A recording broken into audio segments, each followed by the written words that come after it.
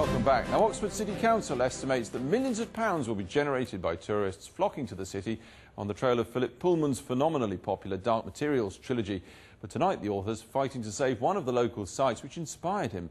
The canal-side scenes in the first book, recently adapted into the film as The Golden Compass, were based on the historic Castle Mill Boatyard in Oxford's Jericho district, just outside what used to be the city walls.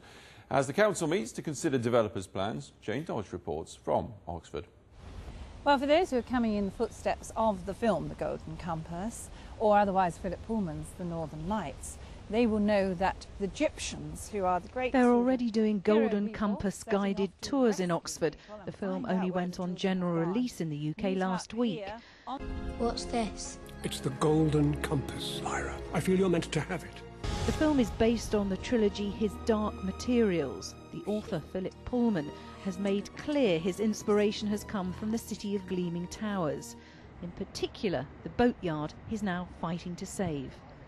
Many writers have drawn on it in the past, Thomas Hardy for his Jubilee of Skill, Colin Dexter as well, and then now we have Philip Pullman drawing on it and other people as well, and they do expect to come and see what they imagine and have written down there so well and accounted for. It was about the time of the horse fair, and the canal basin was crowded with narrow boats and butty boats, with traders and travellers, and the wharves along the waterfront in Jericho were bright with gleaming harness and loud with the clop of hooves and the clamour of bargaining. I imagined a whole boating culture that was perhaps more widely spread than the one in our world was, but there it is in the story. And the wharves and the boatyard in Jericho were the centre of a lot of activity in the story. I thought it was picturesque. I thought it was important. It was a living place. I keep coming back to that. It's organic. It's alive. It's living. Or it was. Last year, British Waterways sold Castle Mill Boatyard to a developer, Spring Residential, for an estimated £4 million. It's been boarded up ever since.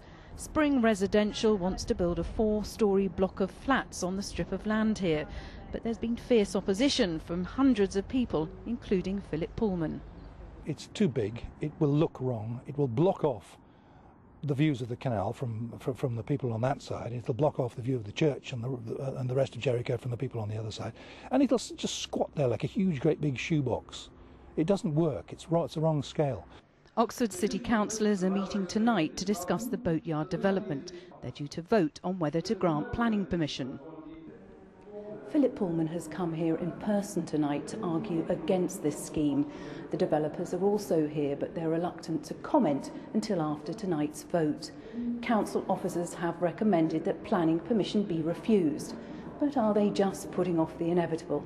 I'm afraid it's very unlikely that we'd be able to get the boatyard back, partly because the applicant, Spring Residential, apparently paid more than £4 million for this narrow strip of land, and I'm sure they would feel that a boatyard wouldn't make them enough profit, or even any money, really, to speak of. But the fight is far from over. Campaigners are hoping a little of the magic of the Golden Compass will rub off on them. And so